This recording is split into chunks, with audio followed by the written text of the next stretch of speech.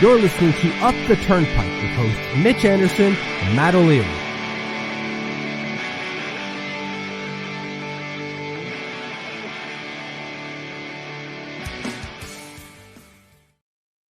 Hello and welcome to Up the Turnpike's post-game show for Islanders Canucks. What's going on? Matt O'Leary, Mitch Anderson. Mitch, how's it going, buddy? Oh, I have this look on my face because it's this time of year. Not because the Islanders won. Obviously, that's fantastic. But it's a time of year where anytime you go to a store, they're playing goddamn Christmas music. Or I have to start thinking about what I'm buying people for Christmas. Or we're making ranked Christmas lists on the Patreon thanks to Spiz. Or thanks to Spiz, I'm getting constant updates about the status of his Christmas tree that apparently is going to stay up all goddamn year. This is my nightmare. I'm living my nightmare, and it's only November 15th. Buddy, we got a long way to go. Yeah, exactly, right? So, anyways, that's how I'm doing. How are you doing? Plus, look at these bags. Oh my God, they're carrying more than groceries at this point. Your boy looks tired today. Yeah. You're going through it over there. Yeah, apparently. So Christmas is ruining me physically. What about you? It's not I'm not that upset about Christmas coming up. I'm not bothered by really all much of anything. I'm very happy that our favorite hockey team won in pretty convincing fashion and in regulation. A regulation win, up to 4 regulation wins in the season now, right? What is it? A quarter of our games have been won in regulation, which sounds great, I guess, when you think about it. It was very Christopher Walking sounding. My God, I can't talk this morning. Holy crap. Let's go. Okay, just wake up, Mitch. My God. Excited to break this one down. We can get started with the first goal of the game, which was not indicative of how the rest of the game would go, as Jonathan Lekkerimäki would score his first goal of the season. I believe first goal of his career, too, if I'm not mistaken. I think that might be correct, but who cares? This is Vancouver Canucks. It's just a simple, he just shoots it. Varley is nowhere to be found on that. Yeah. What happened there? That was from pretty far out. It wasn't like a crazy hard shot either. Like, is it too nitpicky to say this probably should be saved? I don't think so. We crapped on Stuart Skinner the other day for allowing basically the same goal against Kyle Palmieri, right? Basically, not exactly, but kind of.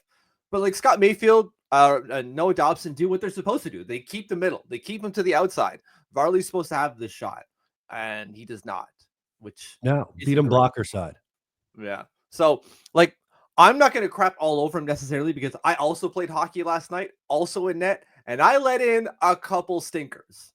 So what's good for the goose has got to be good for the gander. I'm not going to crap on him too much.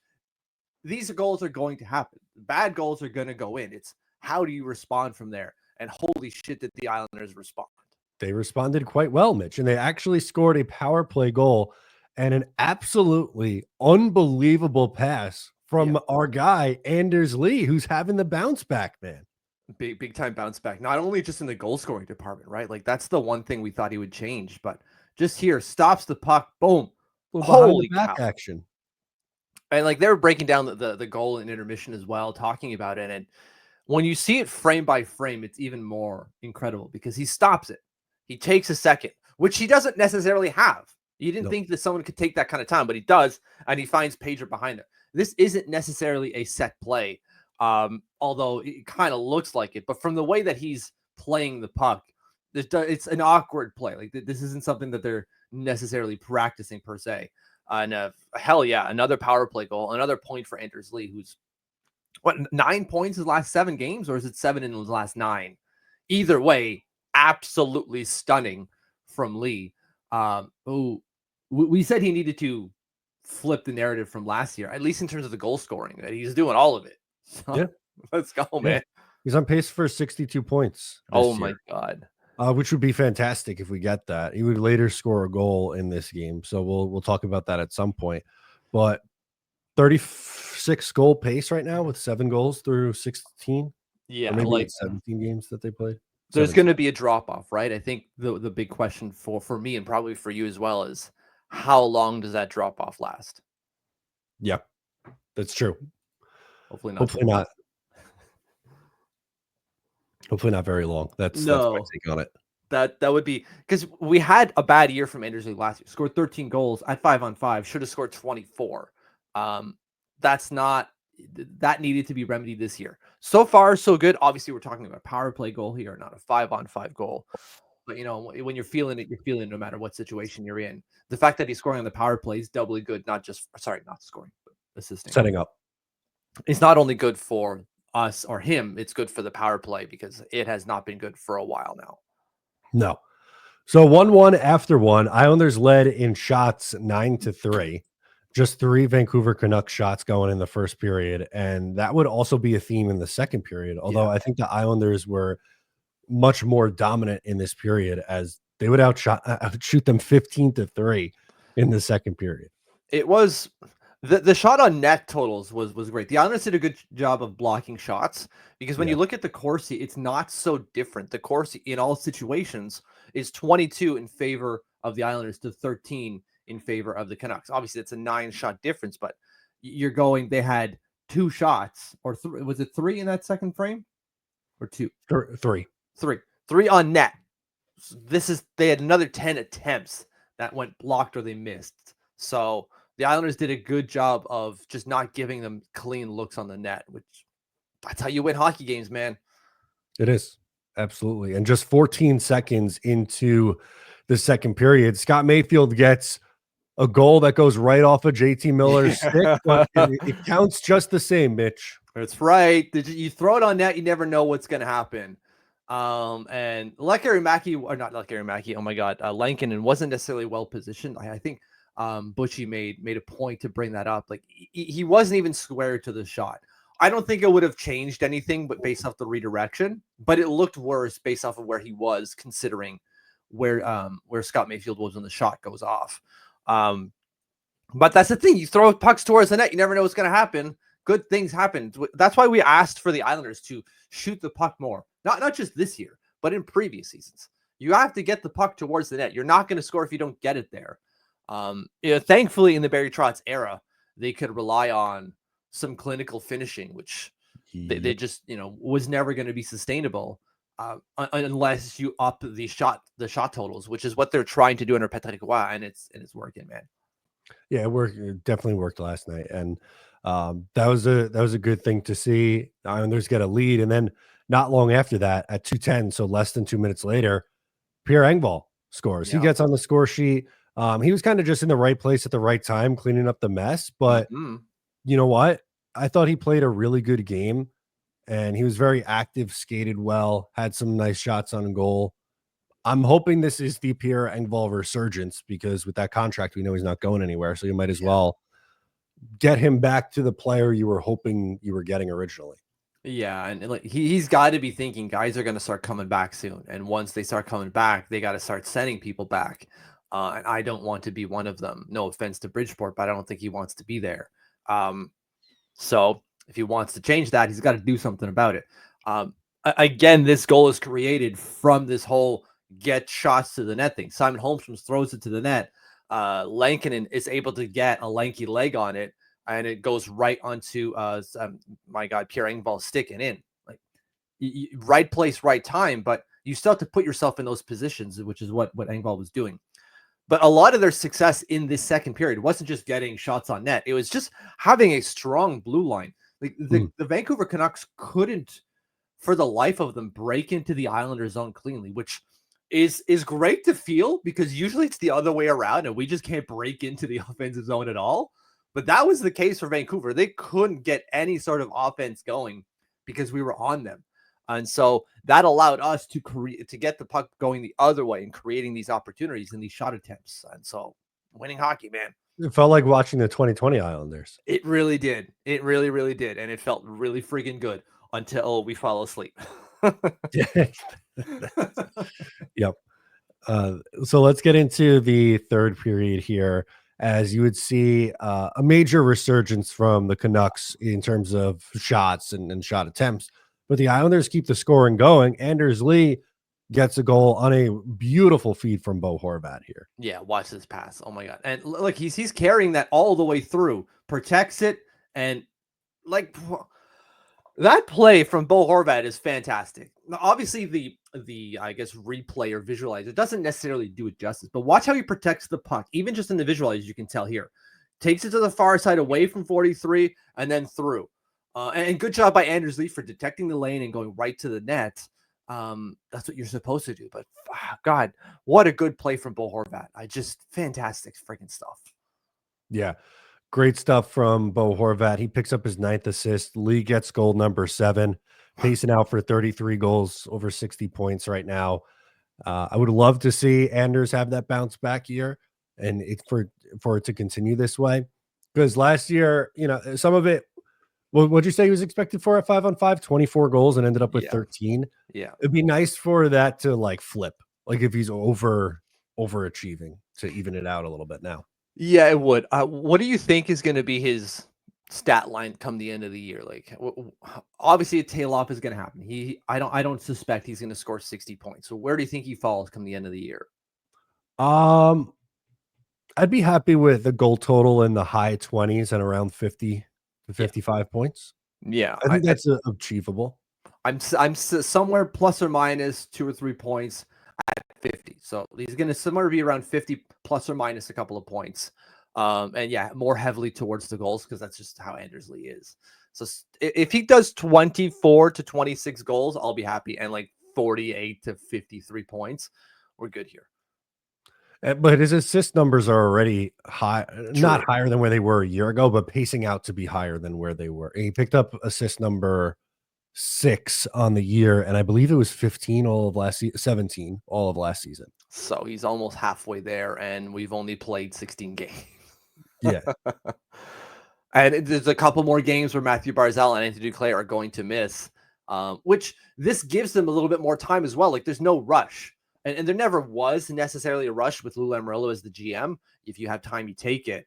And specifically when it comes to injuries.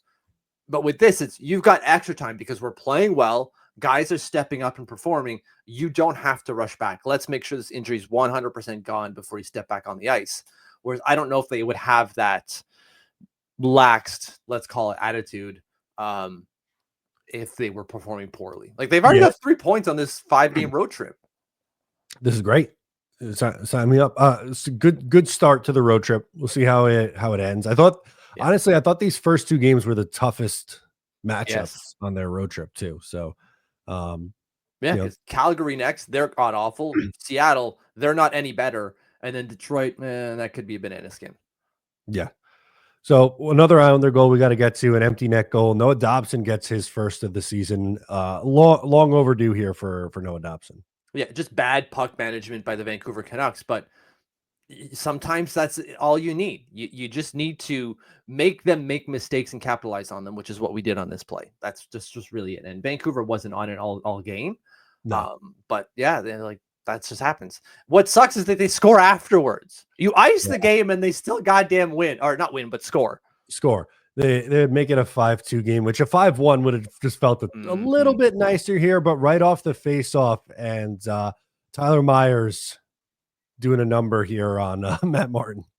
Yeah, Matt, I don't know why they're there. I guess at this point, you got nothing to lose. You're not protecting a lead. There's no way they're going to score 4 unanswered goals in a minute and a half. That's just not going to happen, specifically with the way they're playing. And so, what do you got to lose? Here, apparently, a goal. But that line hasn't been good. No. But also in this game, like that didn't really change in this one. So a little strange, but whatever. It's, you had a 4-goal lead with 2 minutes or less than 2 minutes left. Yeah. Whatever. Yeah, we went into this in our last podcast. So PS, sign up to patreon.com/uptheturnpike to get our hour-long podcast twice a week where you get to join in on the discussion. You tell us what you want to talk about. The other half of the show is just answering questions on anything, including stupid Christmas movie rankings. God, I hate them so much. And Spiz knows it, and he knows it. That's why he does it. That's why he does it. Unbelievable. Yeah, you want to get to our game here? Yeah, let's take a look at, so Islanders win 5-2. So let's go over ice times here. Who do we have leading the way for Islanders forwards, Mitch? I'm going to say it's Bo Horvat. That would have been my guess as well. Bo Horvat is 1, 2, 3, 4, 5, 6th in ice time at 17:53. Okay. Ice times are a little bit surprising in this game. That's going to be my hint to you with for some Yeah. guys. But Kyle Palmieri actually leads the way in Okay. ice time. 20 minutes, 26 seconds. He had an assist. It looked like he was going to pick up a goal. I know we didn't talk about it, but it was viewed as offside. It was reviewed and ruled offside. So that one gets taken off the board. But I thought Palms played well. Yeah, he definitely did. And while you were telling us about like the ice times being skewed, I was like, of course they're up like 4 goals. They're gonna play other players. They're gonna play probably some guys on the third line a little bit more, and get their ice time up and kind of skew the standard narrative of the center on the top line gets a lot of minutes, or the guy who's playing on his not return game because he's come back to Vancouver before, but maybe the former captain gets a bunch of ice time, but apparently not. Apparently not. Least it's either Matt Martin or Oliver Wahlstrom. I'm gonna go with Matt Martin. Matt Martin, 6 minutes, 40 seconds. He had the fighting major also. True. I didn't think he looked great in this game. I don't want to keep beating up on Matt Martin. Like, Yeah, I feel like we're beating a dead horse here. And he was an important Islander for a very long time. It's just that line has still not been very good. Wahlstrom at 13 minutes, McLean 809, Martin 640 are the 3 lowest in ice times. Wahlstrom was on for 2 against. Oh no, he had a point. Yeah, So he was on for 3 goals. 3 against. And then McLean and Martin were on for a goal at the end. Yeah, so not necessarily great there from that fourth line. And even then, Oliver Wahlstrom's time is up because he was on that power play. True. Which is fine. That's where you want Oliver Wahlstrom. You want him in that release position to get pucks on net because that's his one main attribute. But yeah, that fourth line still, I don't know. I keep thinking of, if you're going to play 6 minutes, why are you here? That's just not enough. It's really, I understand it's a fourth line, but you don't want to have to play your guys 20 some odd minutes on the forward. You want to keep them as fresh as possible. You want to roll the proverbial 4 lines. And we're not necessarily doing that, which I guess is kind of okay. But when they're out there, they're not looking good either. And it's just, what are we doing here? Not ideal. Definitely No. not ideal there. Least. No, I'm sorry. We just did least. Defenseman. Sorry. I was sorting to see who had the least. I'm going to go with Ryan Pulock. I know he doesn't play he wasn't playing power play today, but he had that extended like 2-minute shift in the second period. So I'm feeling that kind of skews his numbers. Good guess, but no. Noah Dobson played 23:41, leading the way. Pulock was at 23:31, so a 10-second difference. Freaking close. So freaking close. Almost as close as my forehead. Like that. Oh, never mind. It was a dumb joke. I was trying to make a joke about how big my goddamn forehead is, and it wasn't working. Anyways. Okay, least amount of ice time for defensemen. It's not going to be Chalowski because he plays on the power play. So I'm going to say Grant Hutton. Grant Hutton, 13:26. We've seen Isaiah George's ice time go down, though, 14:42 for him last night. He had a couple of interesting decisions. Yeah. Which I think it's going to happen. But I think with the ice time going down here, maybe Patrick Roy is going, okay, maybe I've given him too much. Let's back up a bit. I still think once guys get healthy, he's going back. Okay. I think. But he's reeling in rather the ice time. Clearly at 14:42. We'll take a look on Saturday to see where that ice time is, because I know it went down the previous game also. I just don't remember by how much. It was like 18, I thought. Yeah, it was still a relatively big number if memory serves. Below 20. Huge, but it was 18:52. So it went from like 24 minutes to 18:52. And then 14:42. Which makes sense as well, considering who they're playing, right? Like Patrick Roy's not going to throw out a rookie. Like, here, go play against Connor McDavid, Leon Draisaitl. Hope you do well. Thanks, bye. That would be horrendous, which is what he was trying to avoid here against McDavid. Obviously, he could only do so much because the Oilers had last change, but that means limiting minutes, which it kind of worked. He had one doozy in that game, but it didn't bite him. As for Varley, he stopped 24 of 26, a 923 save percentage. I thought he was okay in this game. He was all right. It's wild that he was able to get a good save percentage considering, like, at least through the first 2 periods, right? He allows 1 goal on 6 shots, and you're going, this is not going to be a good stats game for Varley. Turns out okay in the end because they get 20 goddamn shots in the 3rd period. 20 shots in the 3rd period. So let's take a look at some of these closing numbers here. Shots on goal, 32 to 26 for the Islanders. Faceoffs, after losing the faceoff battle finally against the Oilers, they're back on top, 59.3%. Pretty dominant effort there. Power play, Islanders went 20%, 1 for 5. 0 for 1 on the power play for the Canucks. So Isles killed the, look at that, 20% and killed the penalty. Good day. It was a good day on the special teams, baby. Penalty minutes 15 to 7. Canucks more. Hits 26-14 with Canucks more. Islanders blocked more shots, 16 to 14 giveaways. Canucks had 16 to 14. Takeaways were even at 6 apiece. Okay, that's 20. But again, giveaway numbers are higher across the league. Like I want to see single digits, but I think those days are gone. So the closer we can get to single digits, the better. The better. Absolutely. So Islanders win 5-2. Like I said, I thought pretty dominant performance. Yeah. Maybe their best complete game of the season. Yeah. I don't know. I didn't see the 3rd period, and then seeing that it's 20 shots against, and like they clearly took their foot off the gas a little bit. The Corsi's 30% for them. Expected goals 31%, where it was 96 and 77% in the first 2 periods. They clearly took their foot off the gas a little bit in that 3rd period. It still scored 2 goals, so can't crap on them too much. But more of this, please. Specifically, when guys like Duclair, Barzal, and Adam Pellet get back, that would be fantastic. That would be fantastic. So that's going to do it for us on this coverage, or on the coverage for this game. Islanders back in action on Saturday afternoon. Weird start time, 4 o'clock on Saturday.